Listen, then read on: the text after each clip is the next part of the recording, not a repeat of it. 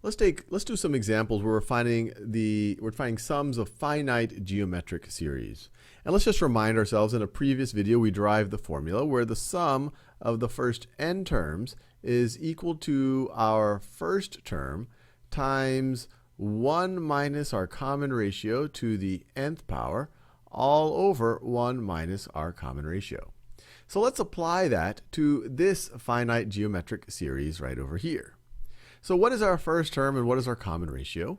Well, and what is our n? Well, some of you might just be able to pick it out by inspecting this here, but for the sake of this example, let's expand this out a little bit. This is going to be equal to 2 times 3 to the 0, which is just 2, plus 2 times 3 to the first power, plus 2 times 3 to the second power. I could write first power there, plus 2 times 3 to the third power, and we're going to go all the way to 2 times 3 to the 99th power. So what is our first term? What is our a?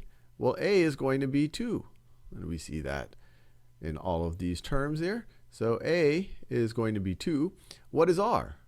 Well, each successive term, as k increases by 1, we're multiplying by 3 again.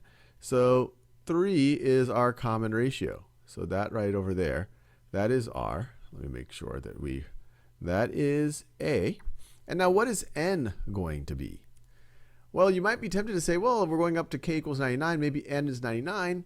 But we have to realize that we're starting at k equals 0. So there is actually 100 terms here. Notice, when k equals 0, that's our first term. When k equals 1, that's our second term. When k equals 2, that's our third term. When k equals 3, that's our fourth term. When k equals 99, this is our 100th term. 100th term. So what we really want to find is s sub 100. So let's write that down. S sub 100 for this geometric series is going to be equal to 2 times 1 minus 3 to the 100th power, all of that over 1 minus 3.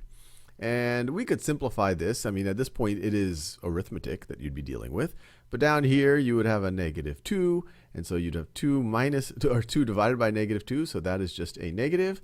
And so negative of 1 minus 3 to the 100th, that's the same thing. This is equal to 3 to the 100th power minus 1. And we're done.